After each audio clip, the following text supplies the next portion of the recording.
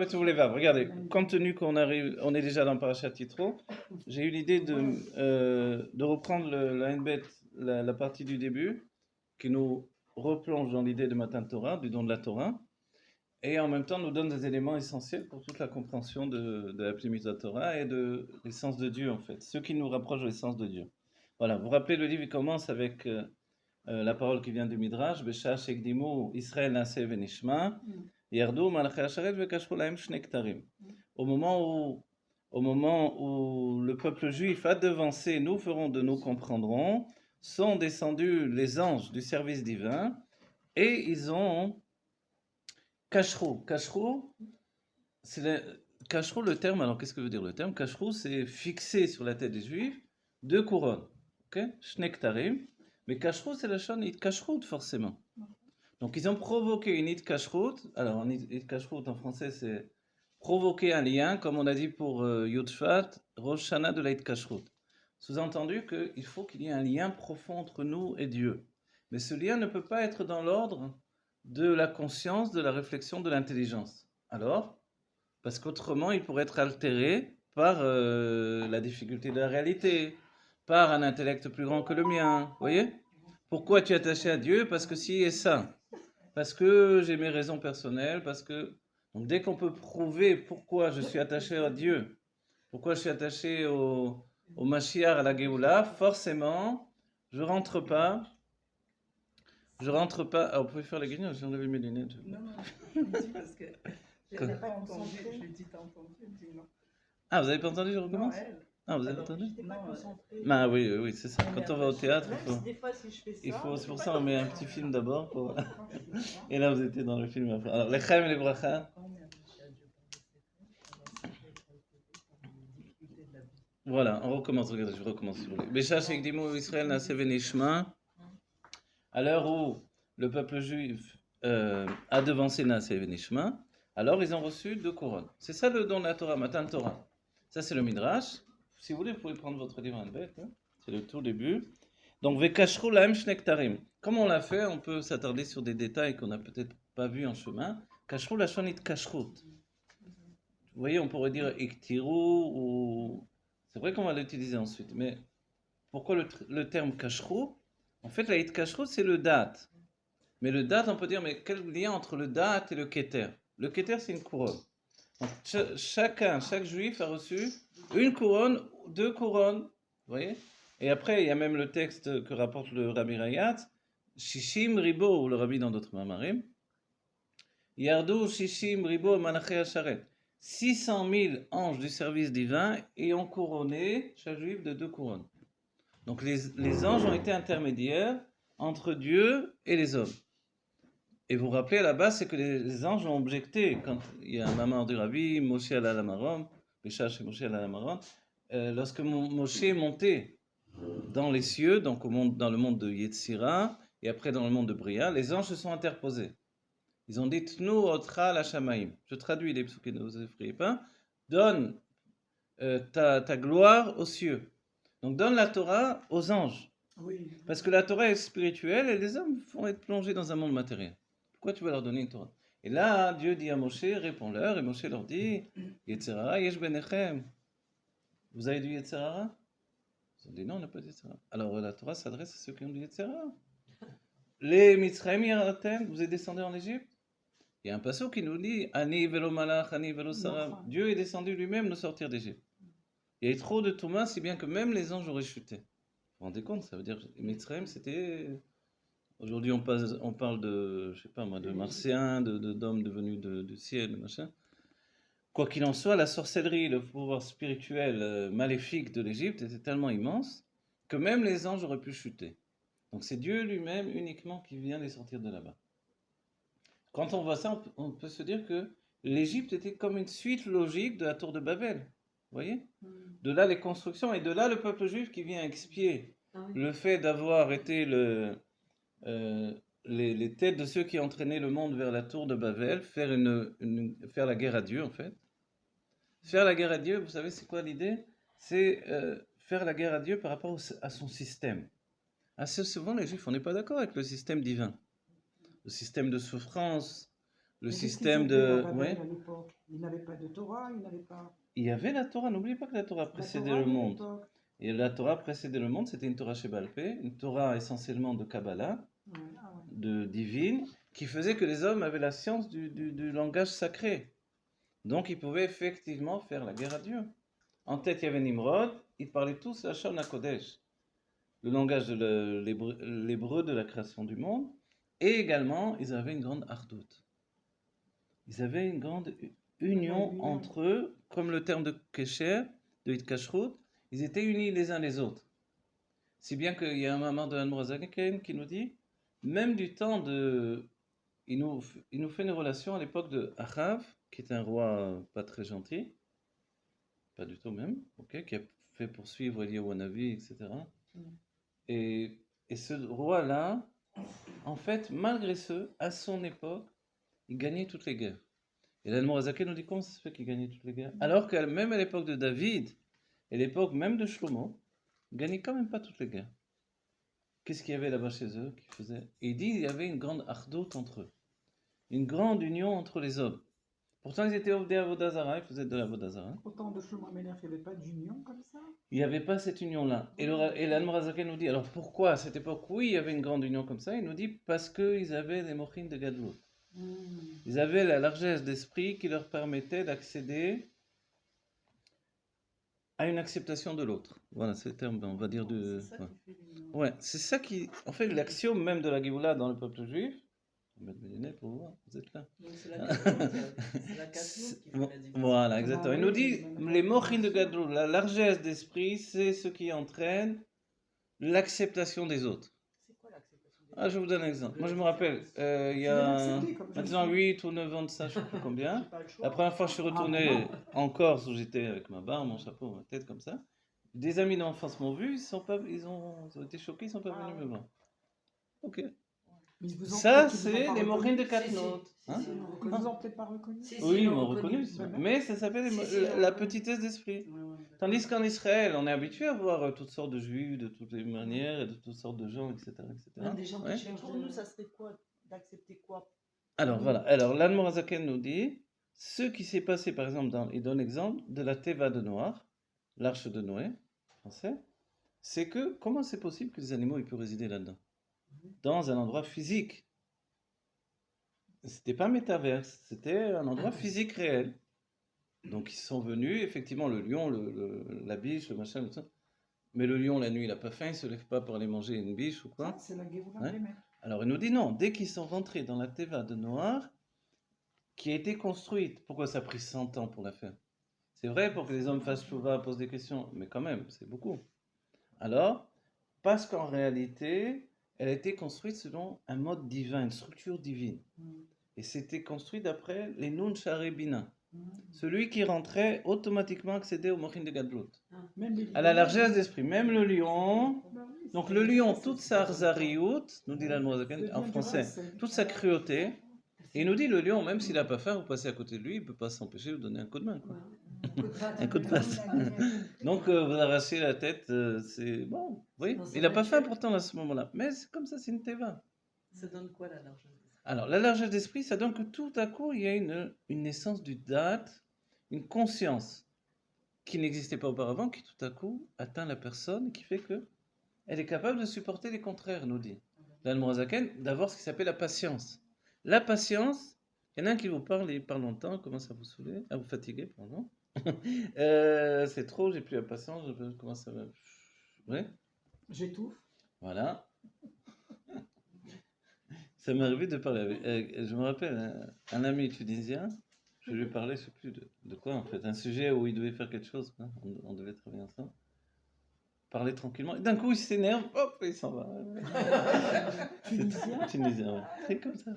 Mais attendez, Et ça, c'est une nature, je veux dire, voilà. Ouais, je comprends. C'est une nature où jusque-là il peut supporter, après c'est trop. Mais attendez, Rav Korda, Il est honnête, Babel, à la tour il de est honnête, il Babel, veut pas d'hypocrisie. c'était pas, Faut pas c'était d'hypocrisie. pas de supporter leur contraire, ils étaient tous pareils, ils étaient tous Alors animés voilà, d'une c'est pour ça, haine quand et- on revient dans la tour de Alors, Babel, comment on va dire d'autres- pourquoi ils étaient en situation de réussir. Deux éléments. Un, ils avaient une ardoute entre eux. Mais c'est ça qu'on comprend. C'est le premier élément. C'est ça, ouais. c'est l'union qu'il y avait entre eux, même pour eux se mettre contre Dieu. Oui, ils étaient contre Dieu dans le système où Dieu, ils savaient que Dieu à chaque instant pouvait apporter le déluge ou quelque chose de semblable. Donc ils ont dit non, pas question qu'on soit tributaire des caprices de Dieu, entre guillemets, je dis, dans leur état d'esprit. Donc, on va créer un système où on va capturer. D'après le Zohar, c'est terrible ce qu'ils ont fait. Capturé. C'était une sorte de... La tour, elle était pas... Elle était spirituelle, faite avec des lettres. Chaque pierre était coïncidée avec une lettre. Et toutes ces lettres avaient le pouvoir d'enfermer la Shrina. C'était des noms divins. Ouais, avec des noms divins, oui. Et ils enfermaient la Shrina dans cette tour-là, donc la présence divine. La Shrina était enfermée, elle ne pouvait pas se libérer. Et Zeranpin, donc la Shrina c'est le côté féminin, le côté masculin se voyait obligé de donner de la vitalité à la Shrina. Et eux, à la manière d'une sorte de kumkum, je sais pas comment dire en français, ils ouvraient le robinet du grand tonneau et ils se servaient de vitalité divine. Donc ils étaient préservés de tout ce qui pouvait atteindre un homme. Et c'est pour ça que Dieu veut intervenir et mélanger les langues. Dès le moment que les hommes n'arrivent plus à se comprendre, forcément il y a Ah, les arts, oui, d'accord. voilà. Et Bavel, c'est resté l'endroit où ensuite le bureau de tout ça, c'est le Talmud Bavli. Le Talmud vient faire le bureau de tout ça. Et en intermédiaire, il y a eu la période où on était en Égypte. Donc la construction des pyramides qui n'avaient pas de sens, etc. L'intermédiaire ou quoi? Jusqu'au don de la Torah, vous voulez Voilà, dire? pour passer de la tour de Babel au don de la Torah, les mêmes âmes, c'était les mêmes âmes, sont venus faire expier Donc la c'est les chose. mêmes âmes en vrai. Voilà, c'est les mêmes âmes, c'est-à-dire c'est nous, c'est pas des autres que nous en fait. C'est notre histoire à nous. Enfin, mon chemin Les mêmes est problématiques, c'est nous, les mêmes. Maintenant, à la porte de la Géoula, le fait que le rabbi se soit dévoilé, le fait qu'il ait dit que la Géoula, là, il y a eu quand même, on voit quand même qu'il y a des difficultés. Ceux qui disent non, il ne faut pas le dire, il faut dire que le rabbi est Mashiach, il ne faut pas ci, il ne faut pas là. On recommence la tour de Babel, on recommence les mêmes trucs, on recommence. Oui, Oui, mais on n'a pas d'ardoute. parce qu'on Il y a n'a pas pas d'ardoute. d'union. Voilà, Il y a parce pas qu'il n'y a pas d'union. cet ardoute. Donc, Oui. malgré le dévoilement de la Torah la plus intellectuelle qui ait jamais été dévoilée, Pas d'union. la Chassidut Rabbah, malgré la possibilité de recevoir des mochines de Gadlut, la largesse d'esprit, il y a encore un petit esprit qui règne. Oui. Donc, il faut vraiment qu'il y ait une aide qui vienne d'en haut, extrêmement puissante. Je Oui. compris, parce que comme elle a dit Aline, eux, ils étaient d'accord, ils étaient ardoutes parce qu'ils étaient tous pareils. Ils n'avaient pas à accepter l'autre. Son contraire, on va dire. Pourquoi Non, oui, ils étaient capables. Ce qu'il y avait entre eux, c'est qu'ils avaient le même intérêt. Tous les hommes se sont mis d'accord. Ils avaient un seul chef, c'était Nimrod. Le chef, c'est Nimrod, ça veut dire la révolte, en fait. Ouais. La révolte vers Dieu, et leur intérêt était on ne va pas se laisser massacrer par Dieu. Mais je ne comprends pas pourquoi on dit qu'ils avaient un mochine des Gadlut et que ça leur permettait d'accepter l'autre, puisqu'ils n'avaient pas besoin d'accepter, ils étaient tous pareils. Non, ils n'étaient pas tous pareils quand même. Mais ils parlaient la même langue. Alors ça c'est vrai, c'est un... Ok, d'accord, ce que vous dites, ça tient debout, c'est vrai, votre question est bonne. Mais c'est le développement de l'Admorazaken par rapport à la génération de Achav. Dans ces générations, ils faisaient Avodah Zara, donc on peut comparer à l'époque de la tour de Babel. Ils avaient une ardoute entre eux parce qu'ils s'aimaient les uns des autres en fait. C'est-à-dire pourquoi ils s'aimaient? Parce qu'ils s'acceptaient. Comprenez, le tout c'est d'accepter l'autre dans ses différences. Un ennemi en commun. Ils avaient Un ennemi en commun. Ils avaient d'un certain point de vue, et c'est assez curieux, vous avez raison ce que vous dites. C'est-à-dire que premièrement, quand les hommes se disent on ne va pas laisser faire Dieu dans son plan divin, mais quand Moshe vient crier vers Dieu et dit Lama Erata, pourquoi tu as fait du mal à ce peuple-là, Lama Zeh Shel Achani, pourquoi tu m'as envoyé moi, je t'ai dit que ce n'était pas l'homme qu'il fallait, envoie le Mashiach directement. En fait, Moshe fait la même. C'est-à-dire, Moshe n'est pas d'accord avec le système divin.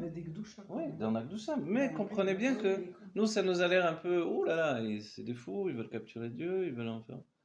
Mais est-ce qu'on est d'accord avec Dieu, nous? On n'est pas d'accord quand il y a eu encore un mort, quand il y a eu encore un malade, quand il y a eu encore des souffrances. On est révoltés. Voilà. Et quand Dieu, précédemment, nous a dévoilé la chassidoute et le bien et la compréhension des choses, justement, on se dit, alors stop, pourquoi tu fonctionnes encore avec des systèmes d'avant la compréhension des choses? Donc aussi, nous aussi, on n'est pas d'accord. Mais on rajoute au fait de ne pas être d'accord, comme Moshe Rabbeinu, le fait d'avoir une acceptation et un bitoul par rapport à Dieu. On on a un bitoul, qui est le fait de faire Torah et Mitzvot, c'est le fait de Naaseh Venishma. Nous ferons et nous comprendrons, malgré qu'on ne comprend rien en réalité. Quelqu'un est capable de dire je comprends Dieu? Le rabbi, par rapport à la Shoah, il a dit Kilo Machavotai Machavotechem. Les pensées de Dieu ne sont pas nos pensées. Certains ont trouvé des excuses et des trucs. Ils avaient fauté, c'est des réincarnations. Même le Rav Ovadia, il a parlé comme ça. Et des gens étaient choqués. Moi, j'étais choqué aussi.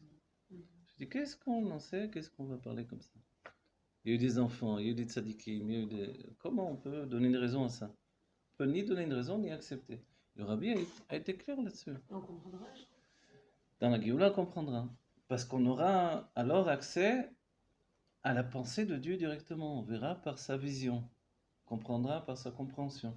Pourquoi dans la Géoula? Attendez, moi je comprends pas. Mais c'est ça le fait de la Géoula. Aya ove veye Rav kechad. Kanda, franchement. Quoi, Non, je dites-moi. comprends ça, mais pourquoi dans la Géoula, on va comprendre c'est quoi la Shoah? Mais on serait plus du tout dans cette dimension-là, puisqu'ils seront tous dans la Triat Ametim et tout ça. Pourquoi on va Mais encore c'est se reporter important. en Mais allez, arrière? mais oui, le rabbi dit Oui, c'est quelque important. chose qui est extraordinaire. Le rabbi dit dans la Géoula, vous n'avez pas vu le rabbi? Il dit on va pouvoir faire un tikkun les mafréa. Vous connaissez ça? Un petit coup ma frère, Ouais. pourquoi? Ça veut dire que quand on arrive à la Géoula, notre vie est parfaite, présentement. Mais comme il y a le dévoilement de Aya Ove Veye, le schéma Veye qui est dévoilé de manière absolue pour chacun d'entre nous. Ah, donc il va y avoir. Voilà. ces- Alors, ok, le futur, c'est de Géoula en Géoula, on monte de niveau en niveau. Le présent, il est déjà là. Ok, mais le passé, qu'est-ce qu'on fait avec ma vie pourrie que j'ai vue précédemment? Excusez-moi de parler comme ça. Vous voyez? Quoi, vous voulez que je vous montre qui j'étais dans les réincarnations passées? Comment ça s'est passé? Grosse catastrophe. Alors, le rabbi dit, on fait un tikkun les mafréa. C'est-à-dire, on ne pourra pas supporter dans la Géoula d'avoir un passé comme ça. Donc, on va faire un travail de correction du passé qui va être pour amener la shlémo du schéma Vayé dans notre vie personnelle pour chacun d'entre nous. Depuis la création. Depuis la création. Ce qui va rejoindre que la vision que l'on a eue au tout début, vous êtes d'accord que quand on a dit, avant d'en arriver à Naaseh Venishma, il y a eu le fait de Dieu, que Dieu nous ait demandé il nous a demandé est-ce que je crée le monde ou non. Et nous on a dit oui. Vous croyez qu'on a dit oui comme ça? Non. Alors il y a une projection. Chacun, c'est-à-dire que c'est quoi le monde? Qu'est-ce que ça veut dire le monde? Tout est Dieu. Qu'est-ce que ça veut dire le monde? C'est-à-dire le voile. Le voile pour faire quoi? Pour donner une sensation de réalité. Qu'est-ce que la réalité? L'apparition de la matière. Qu'est-ce que la matière? Vous voyez, imaginez, on part de ce point de départ où on n'a aucune comparaison pour comprendre. Alors Dieu nous projette. Attendez, Dieu, Et on accepte. Itchaet, Simne Shamot, Tzadikim. Mais c'est nous Dieu, tous, mais Vémer, Dieu, Kolam, Itchaet, Tzadikim. Simatzmo. Non, alors, Ben, oui, mais aujourd'hui aussi, c'est toujours un action. Vous croyez qu'il y a une différence? Dieu, il est toujours seul, Miné ou B entre lui et lui. C'est Oui, Dieu. c'est pas bien Dieu. sûr, bien sûr. Mais Dieu a voulu justement le chidouche de la naissance du Dat Tarton, de la conscience inférieure, c'est l'idée qu'il puisse y avoir une sorte d'indépendance de sa propre réalité à lui. Lui, c'est une réalité absolue, qui saisit tout, qui tient Et tout, tout qui est une contient réalité tout. absolue. Oui, Dieu. Ok. Mais sa volonté a été de donner une réalité qui est illusoire. Voilà. Sur ça, on vit. Voilà. Oui, elle est illusoire parce qu'elle n'est pas la vraie réalité, n'oubliez pas. Est-ce qu'il y a un autre, un peu plus loin dans la bête, il nous dit, ou même les Mamarim du Rabbi sur Batelegani, le Rabbi dit, en fait, dans le hors, la lumière, il n'y a jamais aucun changement. De monde en monde, la lumière ne se transforme pas. C'est seulement le réceptacle qui se transforme. Le réceptacle, c'est la perception des choses. Vous comprenez? Donc en fait, ici, là, autour de nous, c'est du Or Ensof, c'est de la lumière infinie. Tout est de la lumière infinie, nous-mêmes, tout. Et pourtant, vous voyez comme c'est curieux que l'on puisse se dissocier les uns les autres dans des corps, dans des personnalités, avec des couleurs, avec des sentiments, avec tout, etc., etc. Et on évolue dans un monde qui, en fait, est totalement virtuel, pas moins virtuel que le métaverse qu'ils sont en train de faire. C'est pour ça, cette avancée-là des hommes, elle nous provoque, en fait, une vision d'une réalité qui est plus vraie que la vérité ou réalité que nous on C'est vit. bon, c'est pour nous donner une image, en vrai. C'est pour nous donner une image intermédiaire ce monde où on se trouve est encore plus Olam Hayetzira que Olam Asiya, en fait, c'est ça l'idée. Bonjour. Ah, il fait sombre ici. Nous avons la lumière. Attends, je voulais que je mette en pause. Là, chez moi, Voilà. Par rapport à tout ce qu'on a dit, il faut vous rappeler, on avait fait un cours, on avait dissocié l'idée de dissocier, mais pour la compréhension, le fait qu'il y ait la Géoula du corps et la Géoula de l'âme. Et que justement, au niveau du corps, on accède au niveau de Dat, Havaye, le Giloui de l'essence, en fait. Okay, mais au niveau de l'âme, il y a une évolution qui va être infinie. Donc cette notion,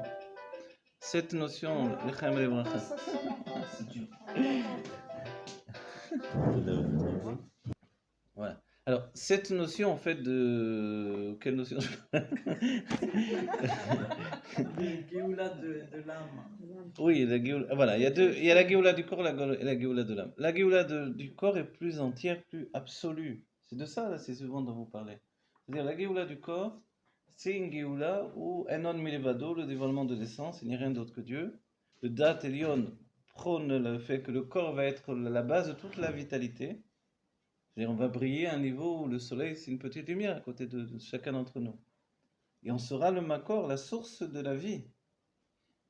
Parce que, en fait, toute la pensée de Dieu était axée sur l'idée du corps qui représente la présence de l'essence dans la matière, par la matière, on va dire. Qu'est-ce qu'on a besoin alors de recesser le passé pour refaire? Alors voilà, maintenant au niveau de l'âme, voilà, ça c'est le corps. Donc il y a une perfection absolue de chacun d'entre nous. Voilà, et l'âme va se vitaliser du corps, mais l'âme elle est construite sur des chalakim, l'âme. Il y a le nefesh, le ruach, neshama, chaya, yechida. Même si le dévoilement de la yechida, le niveau le plus haut, va entraîner une élévation de tous les degrés, cette élévation elle va suivre un cours entre guillemets d'élévation, quoi. C'est-à-dire de niveau en niveau, de niveau en niveau. Et dans ces niveaux, il va y avoir aussi le fait de devoir, ce que dit le Rabbi, faire un tikkun lemafréa, c'est-à-dire réparer notre passé pour que le passé atteigne la plénitude de l'instant présent, la Géoula. Et c'est comme ça qu'on va être vraiment à l'image de Dieu lui-même. Qui peut faire le passé, réparer, c'est-à-dire, non, pas oublier, changer, amener le passé à la perception du présent. Voilà. Changer la perception. Changer la perception, mais plus que ça, être capable d'agir sur le passé, non pas comme un dimion, comme une situation fausse que je m'imagine, d'après des idées. Ouais, on ne peut pas refaire le film. Voilà, mais voilà, dans l'idée moderne du monde aujourd'hui, mes parents étaient mauvais, etc. Viens, je me fais sur Metaverse des parents très gentils qui m'aiment, qui me prennent dans les bras, et je me vois comme ça, mon enfance. Chacun pourra payer pour obtenir ça. Avec la nouvelle perception de la Géoula qu'on aura, on refait comment? Avec la perception, on va... Alors voilà, alors bon, maintenant moi je peux juste, on va dire comment dire, les sha'er est un yanim. Pas non plus savoir exactement tant qu'on y sera. Mais pour les sha'er, c'est-à-dire évaluer comment les choses pourront être. Donc l'évaluation, on a dit ça, ce que je vous propose au niveau technique, tout le monde peut se le payer aujourd'hui si on a les moyens. Ok, mais c'est pas de ça dont on parle évidemment. Mais alors de quoi on parle? On parle en fait, d'une acceptation que tout est du bien tangible et véritable. N'oubliez pas qu'on va dire à Dieu. Vous avez dit qu'on ne change pas. Oui. Alors en fait, on le change pas, mais oui et non. Aujourd'hui, dans l'instant présent, si vous me dites qu'on le change, je vous dis non, attache-toi à la réalité, accepte-le.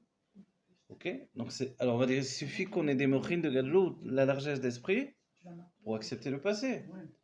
Je sais pas, n'importe quoi, là. Non, il peut dire mon père il buvait, il me frappait, ma mère elle était là. Allez, voilà. On va dire, ok, si tu arrives à vivre avec ça, tu vas devenir plus fort dans ta vie. Ok. Ou alors, tu te fais un film, tu dis non, finalement ils étaient gentils, et tu vas finir par y croire. Mais c'est pas vrai. Voilà. Ok. Alors qu'est-ce qu'on va faire en fait? Dans la Géoula, on aura un moyen d'être nous le créateur. On est créateur dans la Géoula, on est comme Dieu. Donc on pourra changer en fait les points de perspective de chaque chose. C'est-à-dire aujourd'hui changer c'est du mensonge, dans la Géoula changer le passé ça pourra être quelque chose de vrai. Est-ce qu'on peut dire vous comprenez? C'est-à-dire, et je vais vous donner une image pour que vous compreniez ce que je dis. Aujourd'hui je suis d'accord avec vous, moi on vient me dire des situations de psychothérapie où on va dire, on va s'imaginer qu'avant c'était bien, comme ça je vais mieux vivre. Je dis, non, c'est du mensonge, j'aime pas ça. D'accord. Voilà. Mais alors, mais dans la Géoula, pourquoi oui, on pourra faire des choses comme ça? Parce que dans la Géoula, c'est nous qui prenons et qui désignons le point de perspective. Quand on nous dit, vous avez le libre arbitre ou non? La vérité, c'est qu'une sensation du libre arbitre, puisqu'on évolue dans un monde divin où tout est décidé par rapport à lui. Ok? Mais quand on a vu le monde tel qu'il allait être et qu'on a décidé que oui, ça c'est un libre arbitre a priori absolu. Même s'il est généré par Dieu, même si en vérité il est une volonté de Dieu que l'on accepte et que l'on dise oui, c'est comme si on ne pouvait pas. À Matin Torah, on nous a dit Kafou Alehem Ark et Gigit. Dieu nous a mis, donc l'image elle est comme une montagne sur la tête, vous acceptez la Torah ou non? Oui, oui, bien sûr, évidemment. Ah oui. Sinon on va se faire écraser. Mais c'est quoi cette image-là? C'est vrai ou pas ça? Non, alors l'image, c'est une image, c'est pas vrai. C'est pas vrai. C'est quoi le derrière de l'image? C'est que Dieu nous a dévoilé un tel plaisir divin que personne n'aurait pu refuser. L'homme, il est basé sur le désir pour obtenir du plaisir. Et c'est de ça dont il parle au début du livre, parce que c'est essentiel en fait. Donc en fait, quand il y a un plaisir absolu, tout est différent. Et si on revient en arrière, si le père buvait, il traitait mal ses enfants et qu'il les frappait, etc., c'est parce qu'il n'avait pas de plaisir dans la vie. S'il avait un plaisir comme un père devrait avoir normalement, etc., c'est sûr qu'il ne se conduirait pas comme ça. Moi, j'ai une Comprenez? question. Alors, nous, on doit être capable de procurer finalement, de générer chez lui un plaisir qui fait que finalement tout ça va s'effacer, il va se... Comment vous dire?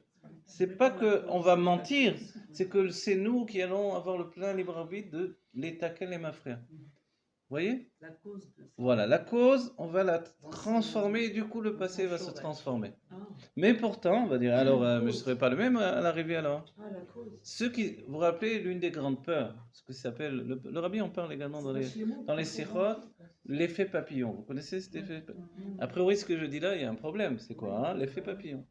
Vous vous rappelez, c'est quoi l'effet papillon? Je transforme le passé, donc qu'est-ce qui va advenir dans le futur? Tout va être différent.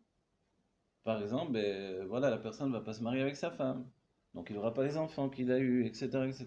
Parce qu'il a changé quelque chose chez son arrière-grand-père, par exemple. Vous voyez? Ou même, on va dire, allez, je vais aller dans le passé, je vais tuer Hitler et marcher mon Napoléon au truc. Bon, c'est magnifique de faire ça. Donnez-moi de le faire, je le fais tout de suite. Ah oui, d'accord, mais l'effet papillon, tu as pensé? Quel est le problème? Mais tu sais pas ce que ça va entraîner. C'est vrai que peut-être il n'y aura pas la Shoah, il y aura autre chose. Il va y avoir ci, il va y avoir ça. Et toi, tu te trouves à l'oreille où tu bouges un petit truc, tout se transforme. Ah mince, alors je retourne, je bouge ça, c'est ça qui se transforme. Finalement, je suis jamais venu au monde. Ah, mais si je suis jamais venu au monde, comment je peux transformer dans le passé? Comprenez, c'est très complexe. C'est ça l'idée de ce que la science a avancé en disant, ok, peut-être qu'on va arriver à faire des voyages dans le temps. Certains disent que c'est déjà fait. Oui. Ok, mais il y a des conséquences terribles. Vous voyez? Va écraser un moustique dans le passé et va savoir ce moustique qui devait transformer l'humanité en transportant un gène, etc. Je sais pas quoi. Mais est-ce que c'est pas la vision du passé, quand on sera en Géoula, et qu'on verra qu'à Koltov, qui va changer plutôt? Alors voilà, maintenant je vais vous donner, c'est très bien ce que vous dites. Bravo, vous donnez une clé importante. Le problème dans toute cette idée-là, c'est que l'on parle de réalité.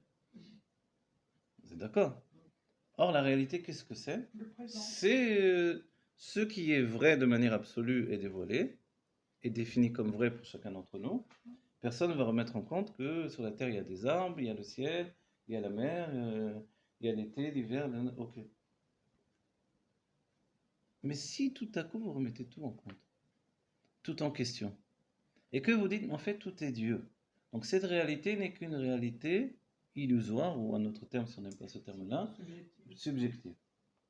Donc en fait, tout ce qui a été précédemment aussi est subjectif. Parce que tout ça, c'est juste un mouvement au sein de Dieu lui-même. Dans la Chassidut, on dit Minéoubé, de lui à lui. Vous voyez, comme ces fontaines où l'eau est jaillie et revient, c'est le même mot qui va retourner, qui va ressortir et qui revient. Donc en fait, il ne se passe rien en réalité. Il ne s'est jamais rien passé. Hein? Il y a eu juste un mouvement de lumière. Oui, mais il y a des milliers de juifs qui sont morts là-bas, dans l'Inquisition, et ci et ça, et sans parler de la Shoah, etc. On ne peut pas dire que c'est rien. Du point de vue divin, de la lumière divine, c'est comparable à Shfirat HaKelim. Là aussi, on ne peut pas dire que c'est rien. Mais c'est un système de construction. Vous voyez?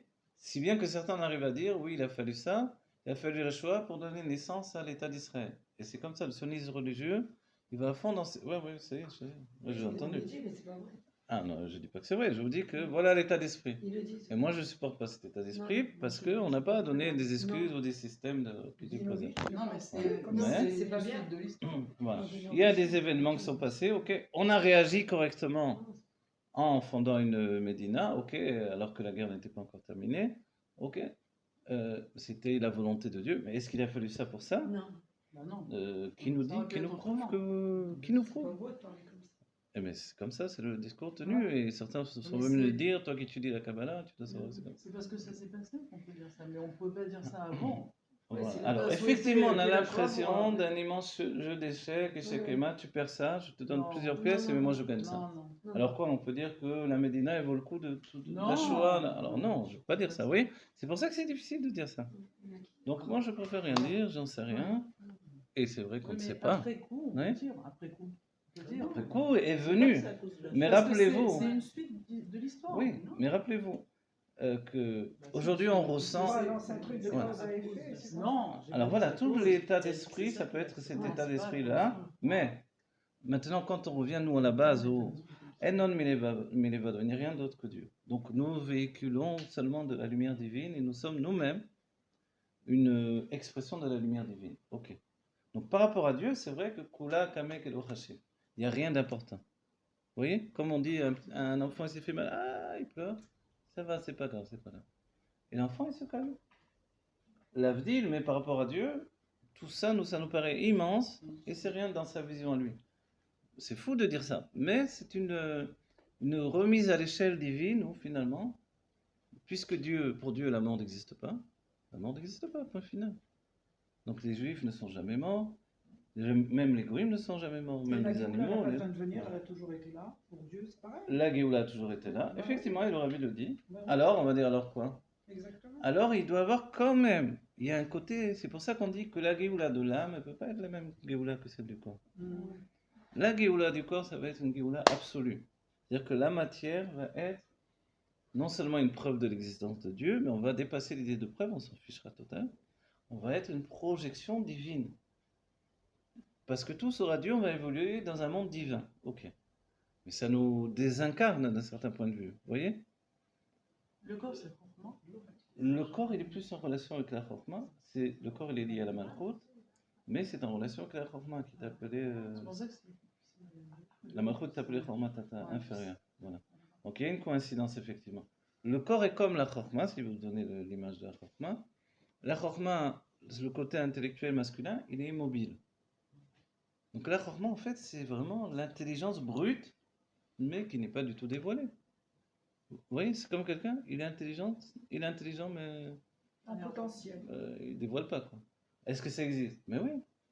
On a tous vu un arrière-grand-père ou un père, ou... je le dis masculin pour dire bien l'image de Chokma, qui est là. On sait qu'il est très intelligent, mais zéro, il utilise zéro. Vous voyez? Tandis que peut-être que sa femme, elle a l'air moins intelligente, mais par contre, elle l'utilise à fond. Ça, c'est la Bina, ça, c'est la Chokma. Bon, alors, ça m'arrange pas beaucoup que tu sois très intelligent, puisque ça sert à rien. Vous voyez? En fait, c'est ça, le corps, il est comme ça. Le corps, il est dans un niveau de puissance où rien ne peut l'arrêter. Et dans des moments extrêmes, on l'a prouvé, où on a été capable de faire des choses que jamais on n'aurait imaginé qu'on puisse faire. Le corps, il est capable de se guérir de toutes les maladies, de remporter toutes les guerres, de soulever des charges terribles, de courir des heures, de faire des choses, en fait, chacun d'entre nous, on pense que c'est impossible. Et pourtant, voilà. Dans des situations extrêmes, le corps, il se dépasse parce qu'il n'a plus les points de repère de la normalité illusoire qu'on a d'habitude, donc il se dépasse. Il n'est plus basé sur ses automatismes. Et là, il dévoile une force qui dépasse même celle de l'âme, c'est ça le secret. Parce que Oui, mais l'âme ne le limite pas. Parce qu'on le sent plus. Parce qu'il se sent plus. Alors, il y a un enseignement de Chassidut, quand, vous vous rappelez, quand il est dit, l'Admor Hazaken est venu une première période chez le Maguid, et au moment où il est reparti, il est monté dans la charrette pour partir, il y a le fils du Maguid qui est venu le voir, et il a dit au cocher, cocher, donc il le raccompagnait, fouette les chevaux jusqu'à ce qu'ils aient oublié qu'ils sont des chevaux. Ou il y a une autre version, parce qu'il y a toujours deux versions, c'est comme ça. Même dans la Gemara, il y a un minimum toujours deux versions. Fouette les chevaux jusqu'à ce qu'ils se souviennent qu'ils sont des chevaux. La première version qu'ils oublient ou qu'ils se souviennent. Voilà. Et là, le Morazakan a dit, mais je ne connais pas cet enseignement. Il descend de la charrette et dit, je vais apprendre ça. Donc il est resté encore. et en fait, le truc, on va dire, que ça veut dire qu'ils oublient. Donc le corps, le cheval, du coup, il représente. C'est vrai que les chevaux, c'est la force des mots. Par la prière, voilà, le Kwarso, c'est la force des mots, que l'Anne Morazakan a expliqué. Par la prière, par l'étude, on atteint des niveaux où on s'oublie. C'est-à-dire, quand je viens, je dis, oh là, c'est trop difficile pour moi ça. L'araméen, la Kabbalah, les trucs, qu'est-ce que je comprenne ça? C'est impossible pour moi. Les gens vous diront ça. Ah, alors, l'enseignement, il est bien, fouette le cheval jusqu'à ce qu'il oublie qu'il est un cheval. Mets-toi, plonge-toi dedans. Et à un moment, tu vas voir que tu vas oublier toutes tes limites. Vous voyez? Pourquoi le fouetter? Voilà. Pour qu'il se souvienne qu'il est un cheval dans ce cas-là. Il se souvient qu'il est un cheval. Pourquoi la deuxième? Non, voilà. Dans cette idée-là, il ne se souvient pas qu'il est un cheval. C'est-à-dire, qu'est-ce que le cheval, du coup? Le cheval, c'est la force des mots qui nous mène vers des endroits qu'on ne peut pas atteindre. Donnez-moi... Vous savez, il y avait, je ne sais plus, un Romain, je crois, ou un Grec, qui avait mis en avant l'idée du levier. Vous connaissez cette idée-là? C'est une image avec un levier. Je peux déstabiliser le monde entier. Je peux soulever le monde entier. Vous voyez? C'est-à-dire un levier, c'est un bâton sur une pierre. Et à partir de là, on peut soulever des charges très très lourdes. Donc après, ça finit, c'est devenu la grue, etc. Mais en fait, donnez-moi un mot, donnez-moi des phrases, et je peux vous transformer votre réalité. Vous comprenez? On va dire, c'est pas vrai, tu ne transformes rien. Viens. Mettez-vous en contact avec quelqu'un qui vous parle, qui vous explique les choses, par exemple le Rabbi, par les mots qu'il nous a transmis, il a transformé notre réalité. Et pourtant, a priori, la réalité restait la même. Mais chez nous, la réalité est transformée. Comment elle est restée la même? A priori, il n'y a toujours pas la Géoula, mais chez nous, il y a déjà la Géoula. Comprenez? A priori, la vie ne s'est pas vraiment améliorée, mais dans notre conception, dans notre état d'esprit, dans notre intelligence, la vie s'est totalement améliorée. Comprenez l'état d'esprit? C'est par les mots que l'on transforme la notion de réalité. Donc c'est-à-dire que l'être humain, par le langage, et c'est pour ça qu'on dit que c'est Dieu qui a créé le langage et l'écriture. Vous savez? Le langage, non. Le langage et l'écriture, donc le Aleph Bet, et l'écriture ont été créés par Dieu. Donc ce sont des clés qui nous permettent d'atteindre des niveaux qu'on ne pourra jamais atteindre. Donc le corps de la Géoula va être un tel niveau, et là on pourrait remplacer le sous par le Chamor, le Chomer. Le Chomer, tout à coup, on dit la Géoula, soit le Mashiach arrive, ben Aneshmaya, vous vous rappelez, il vient avec les nuages du ciel, ok, donc c'est un jour de pluie a priori, soit, donc, mais en fait l'idée c'est qu'il vient de manière miraculeuse, soit il vient sur un Chamor Lavan, sur un cheval blanc. Un Chamor, mais on dit après, on explique qu'il est blanc, le Chamor de... Oui. Mais c'est quoi? C'était le cheval dans Ricat, moi je dis, mais pourquoi il disait blanc? Non, c'est parce qu'on dit le cheval gris dans... Quelle est la couleur du cheval gris dans Ricat? C'est un albinos. Le langage humain, Un albinos. Non, ça veut dire que si on dit des mots. En fait, non, même les mots de la philosophie avaient une force particulière. Vous savez que le Rabbi Rayat a dit très clairement, moi j'aime les livres. On a dit les livres, il a dit tous les livres, j'aime les livres. Le Rabbi Rayat. Parce que le livre, ce sont des idées. Et les idées, ça peut faire qu'évoluer un homme, en fait. Même s'il va se tromper, à un moment, il va être dans l'état d'esprit de rechercher des idées, d'avancer. Vous voyez? Et c'est vrai que maintenant, toute notre explication ici, elle est basée sur le langage de la Torah.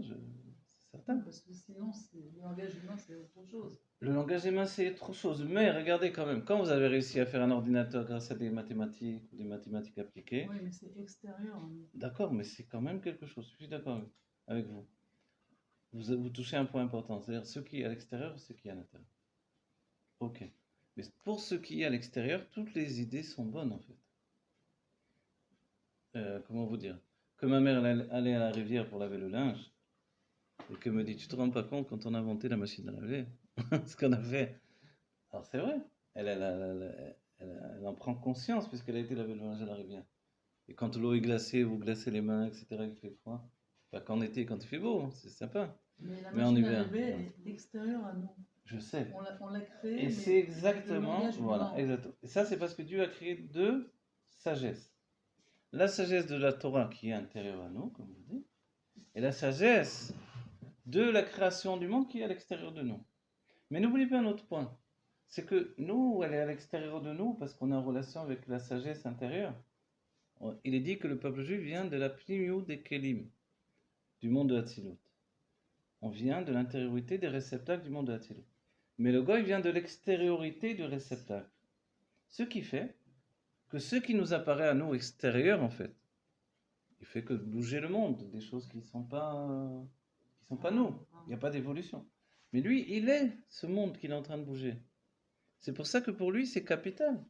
Toute avancée dans le monde, il aperçoit comme une avancée personnelle. Or, nous, parce que, vous savez, il y a un vieux monsieur, un élève à moi, un élève de peinture, qui m'a dit, mais les Juifs, ils n'ont inventé rien du tout. Ils ont fait la Gemara, ils ont fait, ok, des siècles de Gemara, ça fait quoi dans le monde? Le monde est devenu meilleur pour ça? Alors oui, bien sûr que oui, il y a les birorim du monde. Les birorim que la Gemara a fait, ça a permis aux autres de faire des machines à laver, je sais pas moi, des aspirateurs et des ordinateurs et des voitures et des... Voilà. Mais lui, il a vu que la finalité, c'est pas le travail secret qui a été fait sur l'élément même de la réalité. Mais pourquoi le juif, il n'a pas agi directement? Vous voyez? Il peut agir directement si Alors, le sang existait. il y avait, on dit même qu'il y avait un grand sage qui s'appelait Rabbi Yechiel de Paris, qui avait l'électricité au Moyen-Âge. Vous le croyez? Il avait l'électricité dans sa maison. Il est même dit que le roi est venu le voir, je crois que c'était François Ier. On lui avait parlé, il avait même un système électrique, les gens s'électrocutaient s'ils se rapprochaient de la porte, sans permission. Et le roi est venu, il a débranché, il a laissé rentrer. C'est écrit dans les histoires des sages. Et il est rentré, et il a vu qu'il y avait des lampes sous des bulles. Et il a dit, mais c'est magnifique ça, je veux ça dans mon palais. Il a dit, non, le monde n'est pas encore prêt pour ça. Alors, mais si les Juifs étaient déjà capables de faire l'électricité, pourquoi ils ne l'ont pas fait? Et la Gemara parle de la télévision. Il y a un endroit, je me rappelle bien l'avoir lu. Je crois que c'est Maseret Brachot, si je ne me trompe pas. Il parle d'une boîte avec des gens qui parlent à l'intérieur, etc. Alors, s'ils avaient déjà les possibilités de tout faire. Mais parce que le travail du Juif, il n'agit pas sur l'extériorité du monde. C'est quand le Juif rentre dans le monde extérieur, qu'il devient un savant d'égoïme, alors il agit aussi sur l'extériorité. Mais autrement, lui, il est non dans sa monde intérieur. Et le monde intérieur, c'est une autre sagesse qui n'est pas celle-là. Et le monde intérieur permet aux autres. Voilà, le monde intérieur, dans son évolution au sein de la matière du monde, c'est-à-dire parallèlement, pas directement. C'est pour ça que la Gemara, elle parle de situations qui n'existeront jamais. Tania le dit très clairement. Tu me fais toute une histoire de halakha sur une situation qui n'existera jamais. Tu te fiches de moi. Pourquoi on a discuté de ça pendant des mois et des mois pour finalement comprendre que finalement c'est important pour le monde extérieur? Même pas, puisqu'ils sont même mais pas... tout dans la Gemara, c'est-à-dire même voilà la femme sota, on n'est pas sûr que ça ait existé. L'enfant qui est tué par ses parents, etc. On dit mais en fait il n'y a jamais eu d'enfant comme ça. On dit, alors mais attends, tu me fais des halachot, des trucs. Il y a le Chumash, il y a la Gemara, pour me dire à la fin que ça n'existe pas. Mais pourquoi faire alors? Mais c'est ça l'idée de la Torah, comme c'est un monde intérieur, je peux tout aborder. Et la conscience rentre dans tout ce cheminement-là. Mais c'est jusqu'au bout, vous savez. C'est-à-dire que par exemple, Maseret Sota, la notion du temps, par rapport à un homme et une femme qui se seraient isolés, alors la Gemara statue sur l'idée, mais combien de temps il faut pour s'isoler et pouvoir par exemple faire un enfant? Alors il commence à compter. Ils disent le temps de faire le tour d'un palmier. C'est quoi ça? Ah ouais. L'autre il dit non, le temps de prendre un œuf dans un sac, dans comme ça, un panier, voilà. Un palmier, un panier. Euh, le temps de gober un œuf. Mais il n'y a pas de notion de temps autre que ça. On voit que oui, la Torah nous donne d'habitude des notions de temps par rapport au soleil. Et là, voilà que... En fait, tout ça, c'est des birourim. Vous voyez? On se dit, mais pourquoi il nous parle de ça? Les birourim, c'est-à-dire clarifier la matière. On va dire, mais attends, ils sont en partie faire les choses, ils l'ont fait concrètement? Pas du tout. Mais alors quoi? Ils ont discuté de ça.